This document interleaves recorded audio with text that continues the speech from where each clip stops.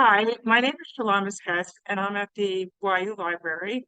This is the second of our book talks, and I'm very glad to present Regine Tessone, who will tell her whole story. So I don't need to really introduce her that much, except to tell you that she served as Spartic advisor to the students at Stern College several years ago. And without further ado, Regine, hey, I guess you could speak. Um, I mean, it would be nice to see your face, but we do want to start the book talk. Okay, as long as you can hear me. So basically, I started Monavar's journey. It's about a last flight out of Tehran because there was a demand for it. Let me see if I could fix this. I'm not correcting it. Okay. So my husband and I, we traveled a lot worldwide, and because we traveled so much, us in different communities across the United States, where are you from? And the conversations would always begin, say Iran. And sure enough, in every community, there was always another Persian person that they would introduce me to. And hence, when I would meet them, I would always ask them, when did you leave Iran? What year? And take it, depending on if they left after the revolution or pre the revolution, I would always be fascinated by their stories. It was through that I realized that although we could have been so many of us from Tehran around the same age, all of our stories were so very different. And at some point, we spoke in the synagogue by Rabbi Shlush at the time in Manhattan. And there was a rabbi, he's not a rabbi, Professor Tzaddik. You really should write your story because your story, emotional story, and people relate to it on a personal level as opposed to work. So that's what I did. I started to write the book, and the book took a process of 10 years, 3 years, including editing. And the editing work. So that was part of the through. And in writing the book, I interviewed my mother, my brothers, a lot of other Persians to see what was going on. And through the interview process, I learned more and more about my own background and about all the different plights of so many other Persians. And so it was absolutely. So that was part of the process. So people would ask me, what was life like before the Shah? During the period of the Shah, what was it like? And what I would describe was very different than the reality of today. Obviously the life under the Shah was very westernized, very modern. We had a good relationship with all of our neighbors, Jews, Muslims, Christians, Baha'is, all of the different neighbors. And the Shah insisted that we all live like Persian citizens, like we're citizens of Iran, we're all Iranian, we're Persian background, we come from a rich ancestry of Persia. And he was very proud of that and instilled that pride within us. I happen to have attended, the son attended, the prince, the crown prince. I went for a few years while we lived in Iran. And there I learned half a day French, half a day Farsi, but at a very high level. And it was incredible. I don't even know how to describe the school. It felt more like a college campus. We had an Olympic-sized pool. We had incredible teachers. We had a lake. We had a cinema on campus. It was amazing. The life was absolutely beautiful. Shabbatot, I went with my father to synagogue. But I could honestly say our life was truly peaceful, blissful. I didn't know any anti-Semitism in Iran. And then all that slowly started to change after the summer of 78, when we came back from Israel. We used to take direct flights from Iran to Israel, summer. And when we came to Israel in 78,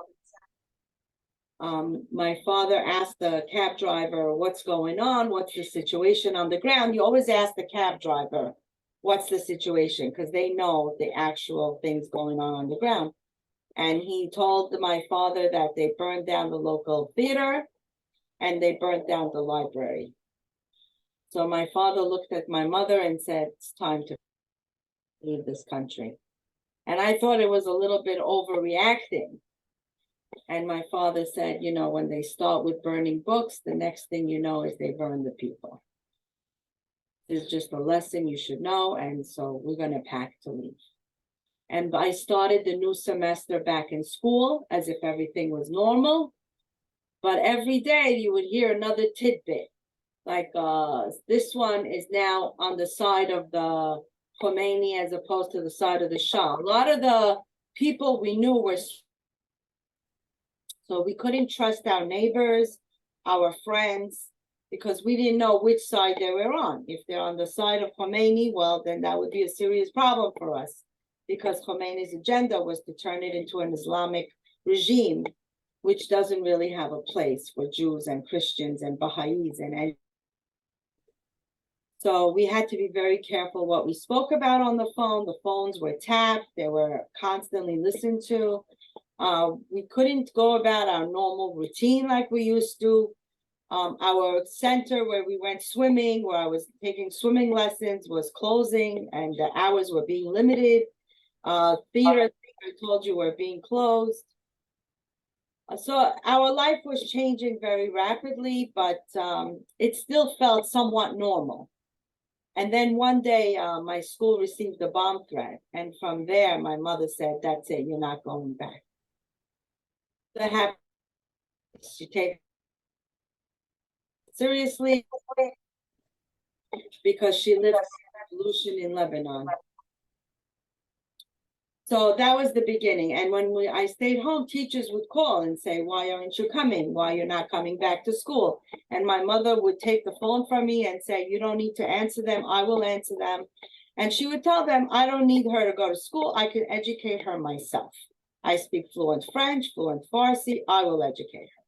And she wouldn't, and she'd hang up on them. And I would tell my mother, Ma, that was really rude. He's so rude. And she would tell me, you know, in the world we're in now, it's for me to decide who I speak to and how I speak, and you have to just go along with it. And as from here on in, you really can't tell people what our plans are, what we're planning on doing. It's no one's business.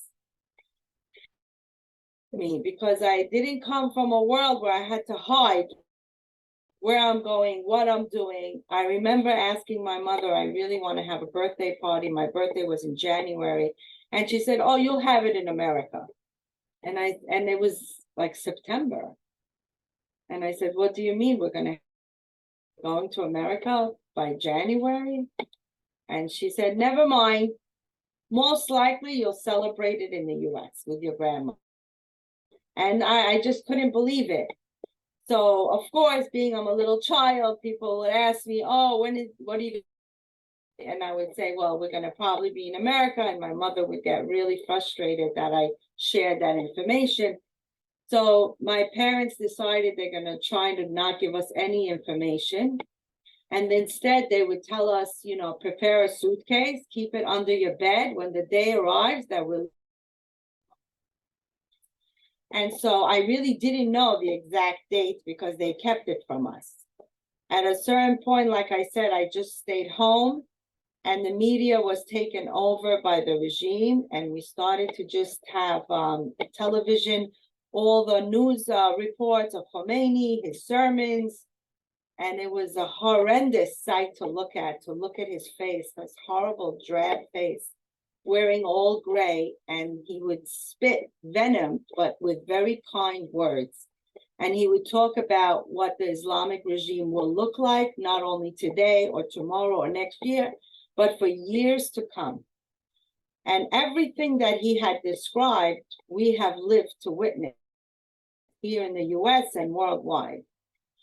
And I remember getting chills just listening to it. And my father would come home and say, why are you listening? I said, I don't want to listen to him, but there's nothing else on TV because they had taken over the television, the radio, the entire media. So there was nothing else for us to do. I didn't go to school. I was home. And what was I supposed to do? So my father would shut the TV and say, you don't need to hear this stuff. He talks a lot of nonsense. Go play with your friends.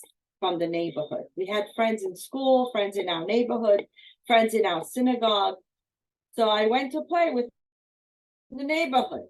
Happens to be that my friend who lived downstairs from me, her name was Mariam, she was a Muslim girl, and her father had switched sides, and I didn't know. He used to be a general in the Shah's army, and he switched sides. And the only way I found out was when I went downstairs to play with her, it was early afternoon, and he was home.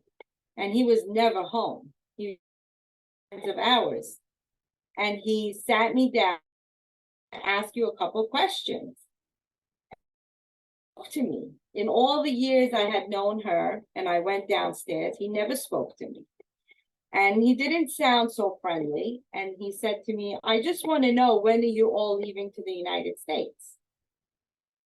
From my mother telling me distinctly, do not tell anyone any plans. And if someone asks you, tell them you don't know. So I said to him, oh, who said we're going to the United States? He said, well, I know you're going. I just wanted to know your timetable. I'm gonna miss you. And I said, no, I think I have to go upstairs in the house. And he said, no, why don't you sit down and have dinner with us? And I remember distinctly never being able to eat there because they don't eat kosher. And my mother didn't allow me to eat downstairs by them. So I told him, you know that. And he said, no, but our foods are very similar. What's the problem? Are you afraid of me? And I said, no, I'm not afraid of you. I just think my mother's going to get really angry at me and I'm going to go home. And I remember running out and running upstairs. And my mother asked me, where were you? And I told her, and she said, okay, did you talk over there? And I told her, well, the father was there and he asked me questions. And then, she goes, okay, when your father comes, he's going to want to talk to you. And when my father came home that day, down, and he said, I need to know everything that he asked you, how you responded, word for word. And I thought it was very unusual that my father's asking me this. So I told him, and he said, sides. You can no longer go downstairs. You cannot, and you have to avoid seeing them. And I remember thinking in my head, this is so crazy. It doesn't even make sense. How could a person just switch sides and take on a whole new identity? Either you believe in the Shah and the regime, or you believe in the Islamic regime. I didn't understand that people were paid off to do this. I couldn't come. And it was a good friend. We used to play together all the time. So that was one. And then as time went by, the synagogues started to limit their services. And my father told me, we're going to have to stop doing your Hebrew, Aleph Bet classes in shul because the shlichim from Israel were told they're going back to Israel. And to me, that was heartbreaking, learning Hebrew. And I remember I went to the synagogue in the afternoon without telling my father, through the back entrance, because entrances to the shul. And I went in and I saw the shaliach from Israel, and he was packing up his belongings. And he said, how did you get in? The synagogue closed. You're not supposed to be here. You're going to put yourself in danger by being here. I said to him, why should I be in danger to come to synagogue? And he said, it's understand, but we're all leaving Iran, and you should pursue your Hebrew education. Going to. And I started crying, and he said, you don't need to cry. You will learn. You will pursue it. It happened here. And it was devastating for me because now I can't play with my friend downstairs. I can't go for my Hebrew classes. I can't go to school. So what can I do? So I decided to play with another friend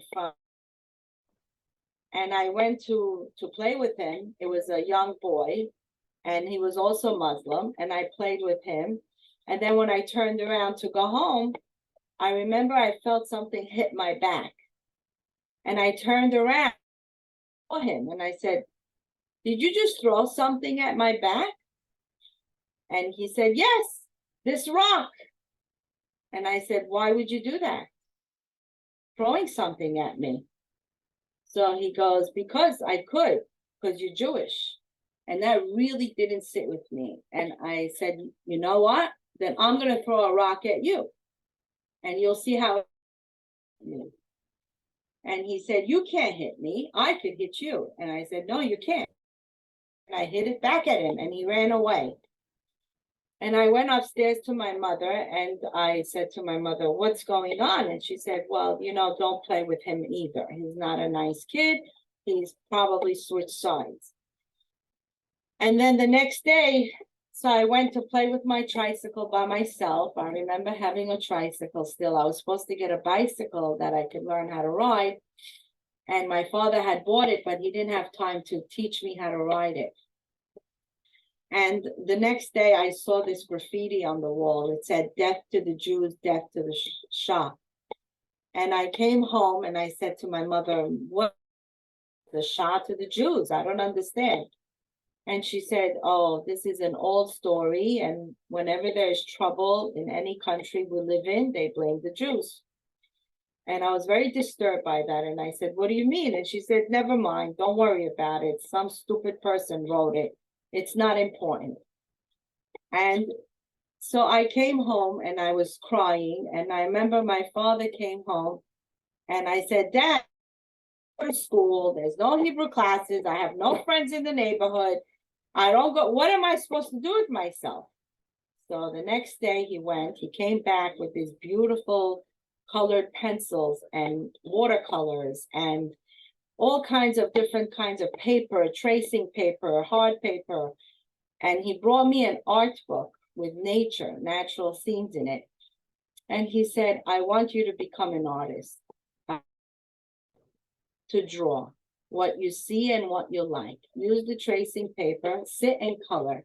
And one day, perhaps, we could send you to Paris to an art school." So I said, "Really, Dad?" And I was so excited. He said, "Yes. Let me see the masterpieces you create." So I sat for hours, painting, coloring, drawing, tracing. Little did I know that down the road, that would help me sharpen my skills. Institute of Technology in Manhattan. Again. And then every evening, my father would come home and he would critique my work. And I didn't know he knew how to draw. It was until I saw him critiquing it that I realized my father has a very good eye. And he also knows how to draw. My father used to write poetry, but I didn't know he could draw. And then he would sit and recite me these beautiful Persian poetry that are metaphorical, and he would translate them to me.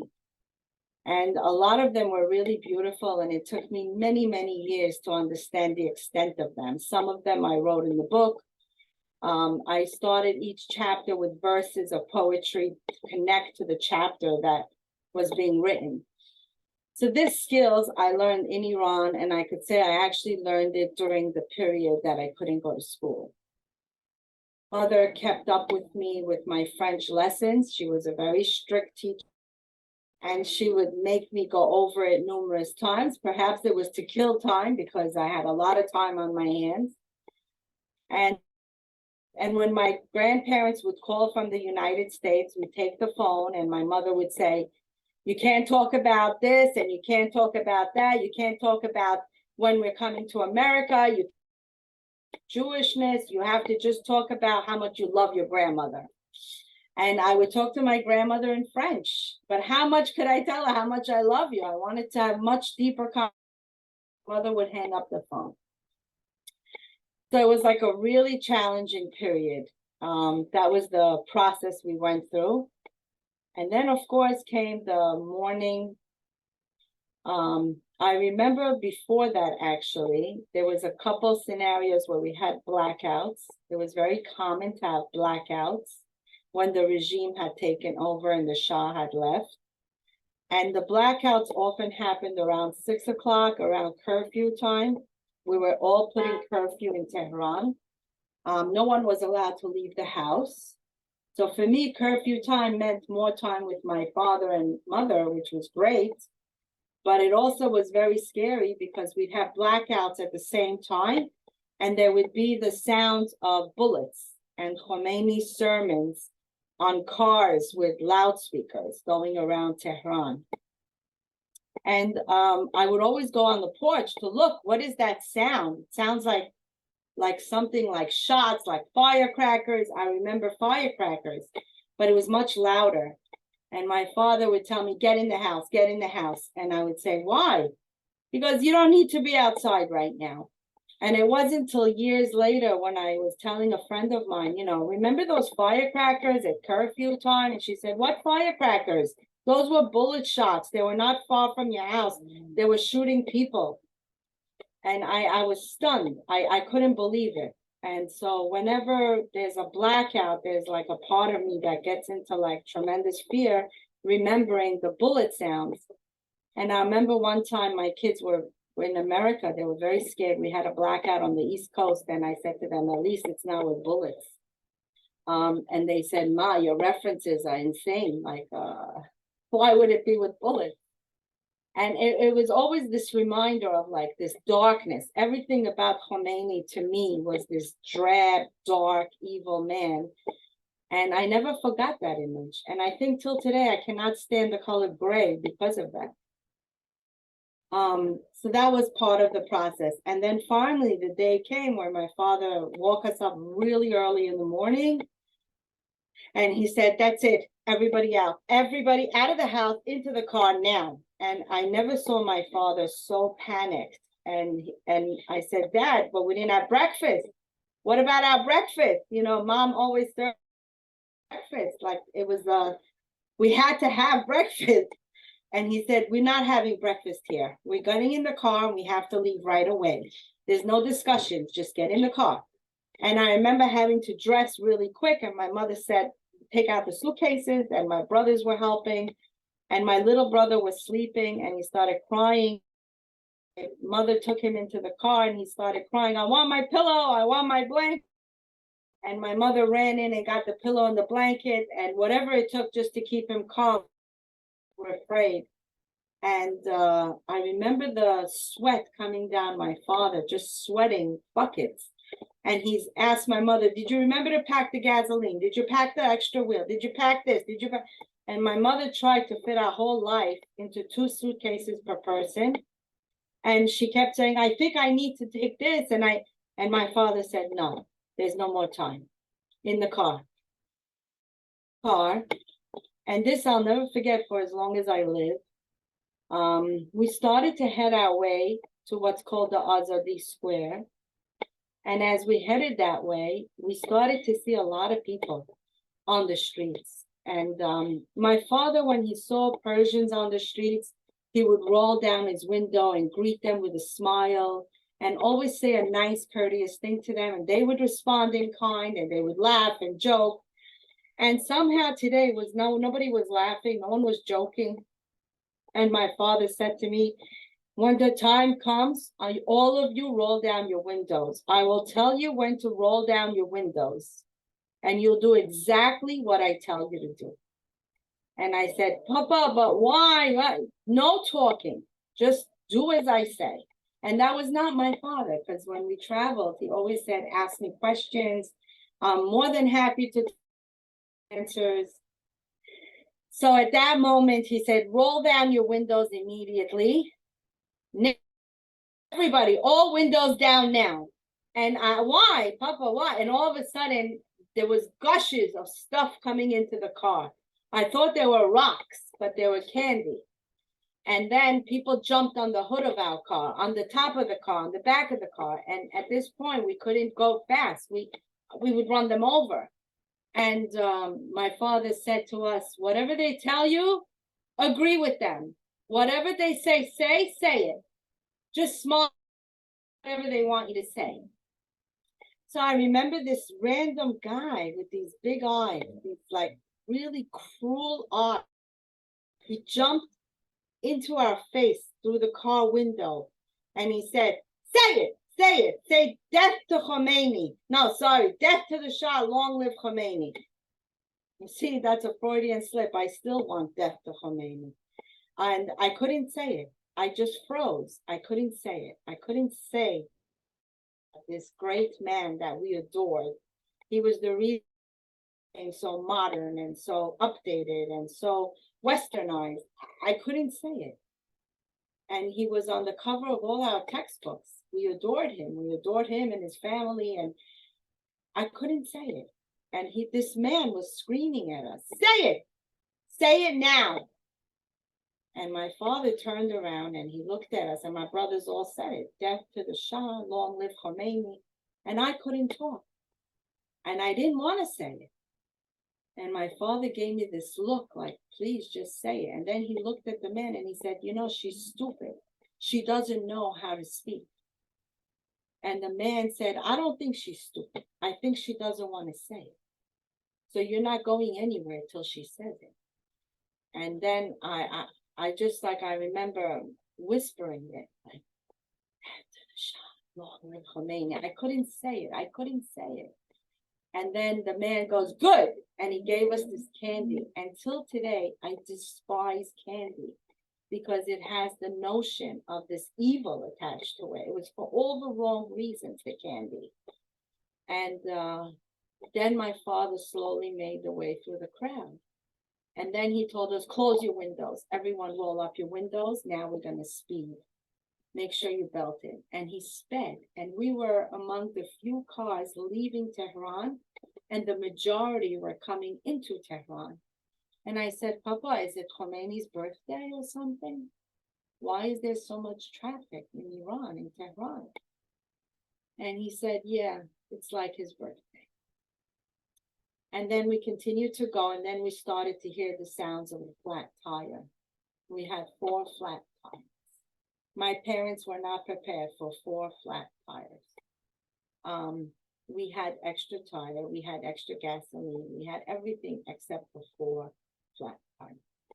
So my father pulled us to the side of the road, and this is where my emunah kicked in for all my life. He stood at the side of the road and he looked up to Shamayim and he cried. He cried. I never saw my father cry, even when he had cancer, years later, but he cried.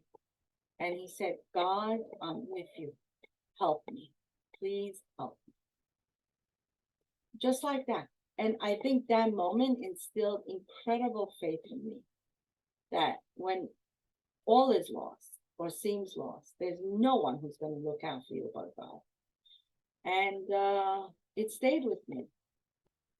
And then all of a sudden, this man, I don't know where he came from, he rolled his window down and he looked at my father, my mother, and 4 of us with our suitcases. And he said, sir, what can I do to help you? And my father said, I beg you, just take us to the airport, please. And I'll give you whatever you want. And the man just somehow got us all in the car. I don't know how he fit. I really don't. I don't know how he got the suitcases in there. I don't know. But he drove us. We got to the airport. And then my father quickly unloaded us and he took out all this cash to give him. And the man closed my father's hand and said, go, God is with you. Go, go. And at this point, I lost the memory of how we got onto the airplane. But I remember over the years, I always dreaded going through an airport. I had tremendous fear of airports. I would get palpitations, my hands would sweat.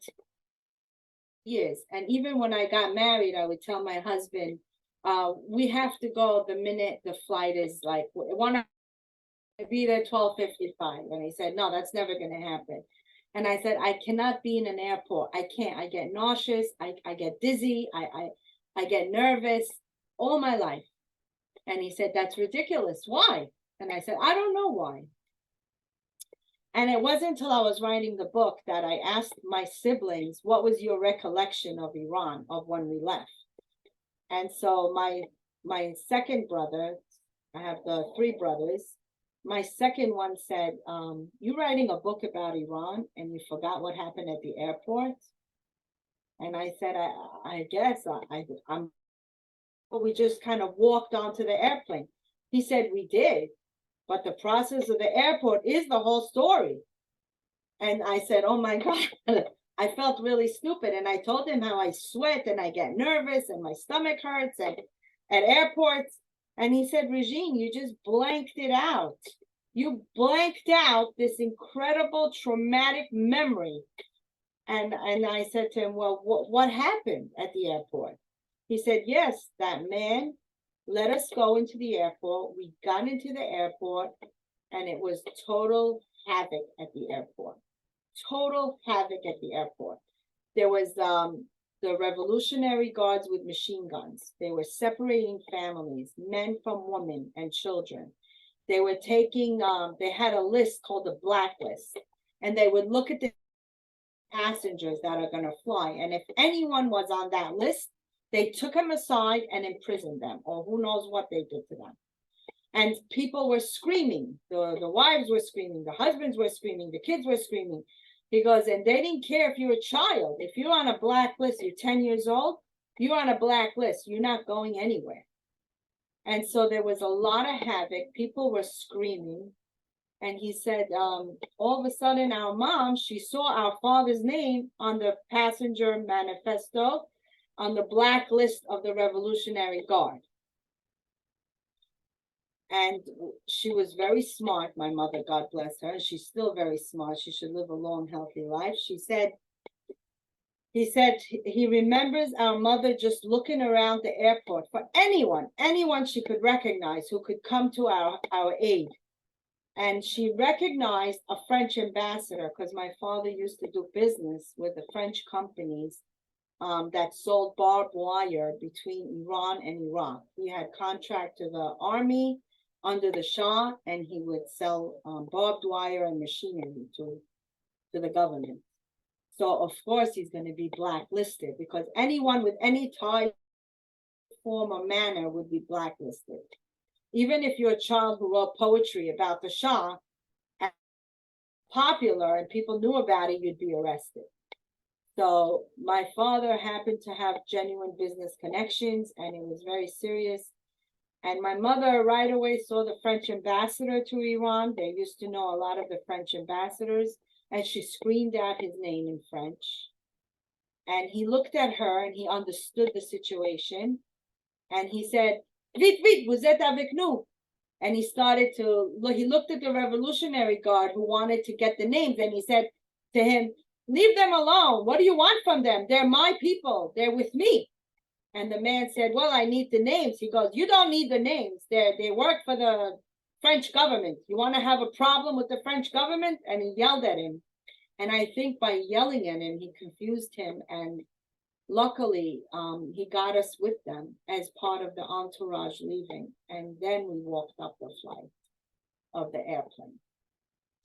And that was when the pilots had the passenger manifesto. They were all waiting for us. And they said, Dr. Omi, this is your family. Sit down immediately. We must take off right away. And I remember we didn't even seatbelt, and we were in the air. And the pilot got on this intercom and he said that the Tehran airport, Mehrabad, is officially shut down. Khomeini has arrived. There'll be no one leaving Iran. You are the last flight out. You're the lucky ones. And my mother looked at me and she said, look back, because you will never come back to this country for as long as you live. And I said to my mother, what if I will? She said, no, you won't. And I remember feeling angry, happy, scared, mixed feeling, and thinking, maybe I don't even want to come back to this horrible place. And part of me felt truly sad, and part of me felt, oh, I'm so excited to get to Paris. And that was part of the beginning of our journey.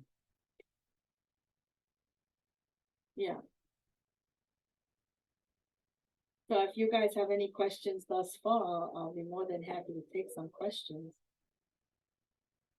Well, why don't we just pretend that we're in the old times when you just had radio and you didn't have any picture, where you had to really listen, and we really did listen. I followed it. I have some questions in the chat. I'd like to read them to you. Do you see any parallels between 1979 Iran and present-day United States? Of course. We were also living in an idyllic environment, watching anti-Semitism from both left and right. We are also living in an idyllic environment. I think there's tremendous parallels, but I also think there's a very big difference in the sense that in Iran, from 78 till the actual, it was just a matter of months. So it was rapidly changing. I think in the US, what happens is it's almost deceiving. It's changes and then it goes back, changes and goes back. It's almost like toying with us. So like many people will say, oh, it's just temporary. It's going to get better. In Iran, we knew it's not getting better. There is no better. It's getting rapidly, progressively worse, quickly. Here, I find it's getting worse, but slowly.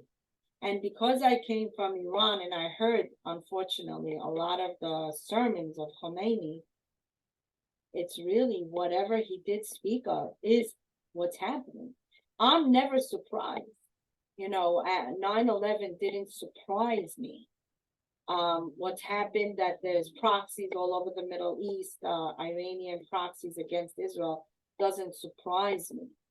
It's all of the sermons that he spoke of, and he delineated with such accuracy, like a plan that was going to unfold over the years. It's just exactly what's happening. And that, unfortunately, does not surprise me. I wish I could say it surprised me, but it doesn't. So, but what surprises me is that it's taken so long. He had such a plan, and the process of it being for over 40 years, it's been unfolding. But it was extremely, extremely disturbing that people, after 9/11, you ask yourself, how can anyone forget, what they did in the United States, in American soil, and people forget, unfortunately, but these people don't forget, and they have the patience to continue their agenda, no matter the decades. And unfortunately, as Americans, I feel like the way we think, we don't think that way. We don't think in decades. We think day by day, in the sense that we have a very short memory of what happened a year ago, a month ago. And I always tell my kid and my husband, I don't know why you guys act so surprised every time there's something on the news. I mean, it wasn't that long ago we experienced X, Y, and Z, and they're like, how do you remember every single thing? And I think part of it is because I'm Persian, because of what I went through, because to me, it's always vivid. How could I not forget it? Like, how do you can't forget it, and that to me is what's disturbing, is that I wish everyone around us would just wake up and see the calls and see the dangers and see that a lot of this doesn't make sense.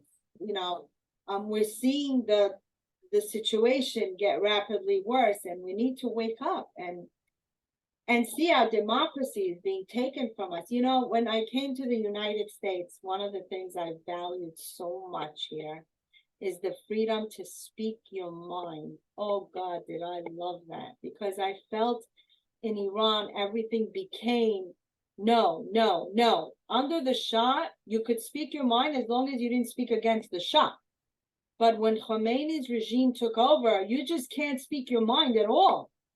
At all. Everything was, you have to, the supreme leader, he called himself, everything was like shunned down.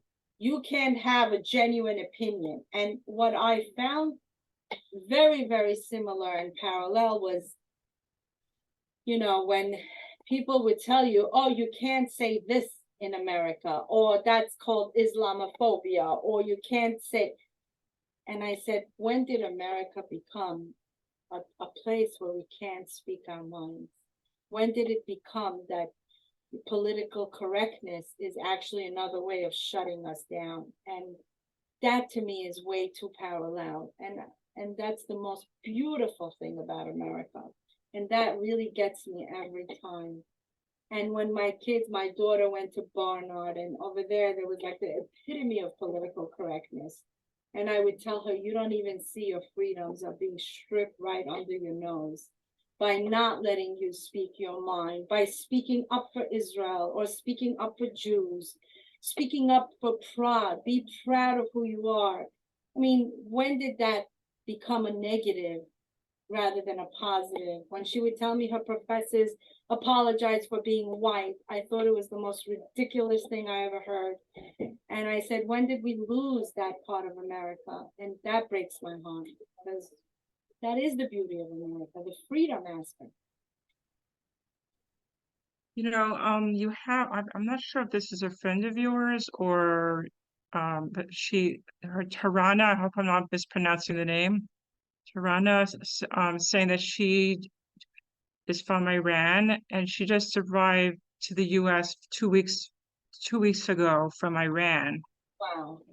I don't know if for the first time or just in a while. I'm not sure. And she wants to say that everything you're saying is right about their attitude. Tell And her they're still fighting. very lucky to be here. Even with what we're going through in the United States, where, there's always hope. But I tell her she's very lucky to be here, because it's not getting any better over there.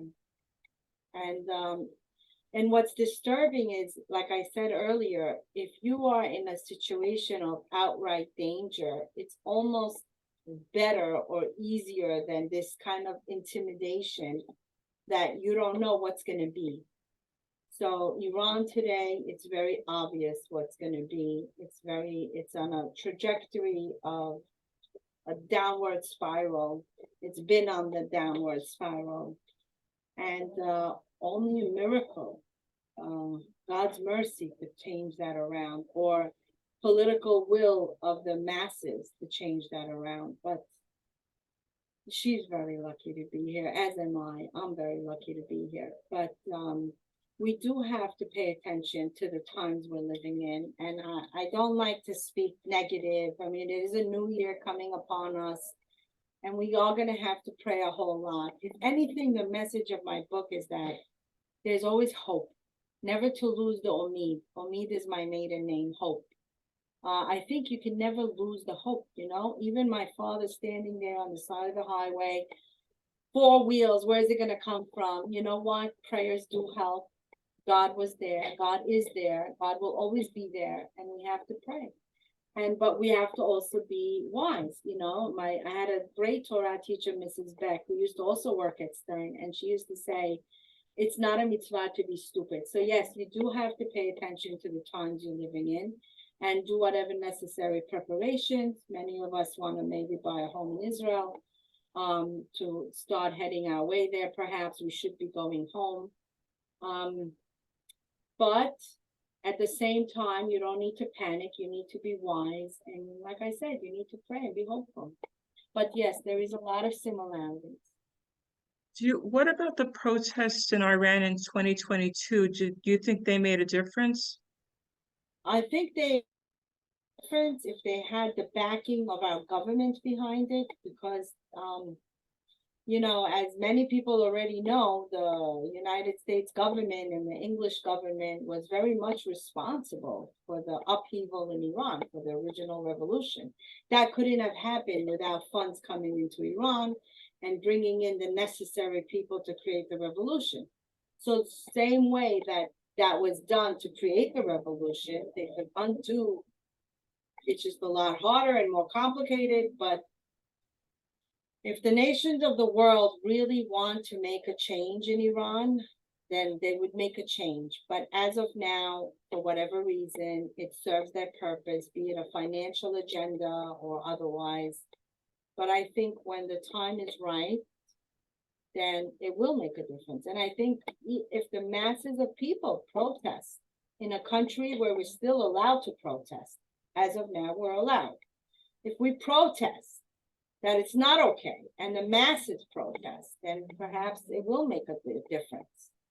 Perhaps our senators and our leaders will wake up and say, you know what, it matters to our people. We're not going to have constituents if we don't heed their voices.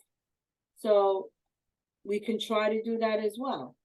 That's part of the reason why I wrote the book, is I want the masses to know this is the reality, that this problem of Iran didn't begin now or a year ago or 10 years ago. It began over 40 years ago. Do you have any family left in Iran at all? Baruch Hashem. We left together as a family on the last flight out, the same flight Khomeini arrived in. But I had an uncle who lived there. And when 9/11 occurred, our community, the Syrian community, asked if there was anyone who spoke Farsi who could translate, because government wanted to hire people to translate Farsi into English. So I actually applied for the job, because it was a good paying job. At the time, it was like $35 an hour. But I said, let me ask my father. He was in the hospital, he had cancer. And my father said, I forbid you to take such a job. And he never used words like that.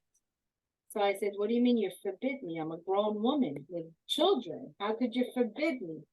He said, don't you dare take it. You have an uncle who lives in Iran. You will be risking his life. Please don't take it. Promise me you will never work for government, not the United States, not Israel, not any government. So he made me promise. And it was a very hard thing to do, because he never asked me to promise anything. So I promised, and I didn't take the job. And when the interviewer called from an unknown number and said, you know, I want to know why you didn't take the job. And I said, listen, I have too many kids. I'm busy. I have no time. And a couple months passed by, and I get another call from an unknown number telling me, you know, this is Congressman, I don't know what, I don't even remember the name. And he said, I want to know why you didn't take the job, because no Jews took this job to be a translator. So I said, excuse me, what do you mean? So he said, we want to know, we're writing down in our record, why is it that no Jewish people took this job as translator? So I found that a little odd. And I said, perhaps the Jews don't want it. Perhaps they don't want it because they have family or friends there. And he asked me, do you have family there? And I said, I don't have anybody. And then I called a good friend of mine who's Persian from my community. And I said to her, tell me something. Did any Persians take this job? Jews? She said, of course, I know quite a few myself who took it, relatives of mine. So I said, so then she said, how did you respond to the individual on the phone? And I told her, and she said, thank God you told them you have no one there, because maybe that was not a congressman calling you. It could have been the other side. And it had never occurred to me that it could be the other side. And I'm glad I said I had no one. But today I genuinely have no one. My uncle passed away, and all my relatives are out of the country. Could you talk a little bit about your company that you founded? So Baruch Hashem, I did found Aqua Modesta. It's a modest swimwear company. When I first went for a job as a designer in the fashion industry, I remember it was actually a sales position job, and the gentleman was Persian, and I heard him speaking Farsi on the phone with someone, and I started to talk to him in Farsi, and he said, are you here for the sales position? I said, yes. He goes, why would I hire a Persian who has creative talents to be a salesperson? And I said, how do you know I have creative talent? I didn't come with my portfolio. How do you know? He said, all Persians are gifted and talented because our culture taught us to write and draw with fountain pens from a young age. We look at art and we have a natural understanding. It's how we were brought up. So I'm sure you know how to draw. So I told him, it happens to be, I actually have a portfolio. I just don't have it on me. So he said, you know what? I have a couple buyers sitting in the showroom. Go draw me X, Y, and Z. And if the buyers like it, you got the job. So I went and I drew it and he showed it to the buyers. They loved it. They bought it on the spot. And he said, that's it, you're hired. You're hired as an assistant design and we'll talk salary after. And that was how, so I did go to FIT. I did have training. And as I grew religiously over the years, one of the things they said in FIT is if you see something lacking, you as a designer, go create it. Don't complain about it. So I saw lacking that women were going in the water with their clothing. And I said, this is ridiculous. I can't believe people go in the water with their clothes. Why are they doing that? And then I went and I researched and people said to me, go to Borough Park. If it sells in Borough Park, it'll sell anywhere. And I was like, okay. I went to a store in Borough Park with my prototype swim dress. And the owner of the store just started laughing. And at the time, there was a show on TV called The American Inventor. And he said, you should be on The American Inventor. And I said, okay, maybe, but are you giving me an order? And he said, why should I give you an order? I never was, who's going to swim with 3 yards of fabric? And I said, the same people who are swimming in their clothes, at least it'll make sense. This is modest swimwear. It'll function like swimwear. And he said to me, you're so sure it's going to sell. I said, I'm 100% sure. If you buy it from me, you'll benefit. And if you don't, I'll go direct to your customers and I'll make double the money. Up to you. So he's like, you have such nerve. I said, no, it's just a matter of fact. It's going to happen. The time has come. And I called it an idea whose time has come because it was long overdue. Why these poor girls had to go in with their clothes. And so he said, okay, I'll give you an order, but if it succeeds, I will copy you next year. So I told him at the time, I said, you'll copy me, you'll never succeed with it. And he said, how do you know? I said, because God didn't come to you with the idea, he came to me. So it was for me to succeed with it. And he couldn't believe I spoke like that, but it was true. I also had dreams of myself. I do dream a lot, maybe because I'm creative and creative people tend to dream. I saw myself swimming in a swim dress in particular colors. Fashion people dream about things in color. It's not unusual. And I saw myself in this particular water wearing a particular swim dress with a floral border print and 7 nights in a row. And I remember telling my husband and he said, well, what are you waiting for? This is a sign. Go and do it. And I said, how am I going to do it? He said, what's so hard? Go make yourself one and then go sell it. And that's what I did. And Baruch Hashem, I had tremendous hashgacha prati, just like my life coming out of Iran. We had a lot of divine providence where people offered to help me make a tag, make a website, make an ad. They would connect me to stores. I can't even begin to describe, but it was incredible. So that's why it was really an idea whose time has come. And I did it. And then afterwards, I needed something for biking and I created something for biking.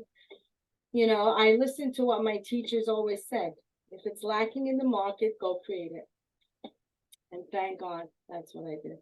Were you the first to do this? Because I remember years ago, I was in the market for this. I don't remember which brand I bought, but was yours the first? It was the first worldwide. There was Arab woman who was making Islamic swimwear, but their design is very different. I was the first in the Jewish world. I took sell there as well. I remember asking my mother to make me an ad in French, and I went and posted it in Beit Vagan in Jerusalem. And we started out like that. And people said to me, in Israel, who's going to buy it? So expensive. And I remember going to this hairdresser at the time, and this lady said to me, Israelis, they appreciate fabric. So if you could sell it in Beitar Elite, you could sell it anywhere in Israel. And so I connected to different rabbanites around the country, and we started to sell it. They would promote it, and I started selling it in Israel. And then eventually we did the website, and thank God it's mostly e-commerce today, as you know, most of the shopping.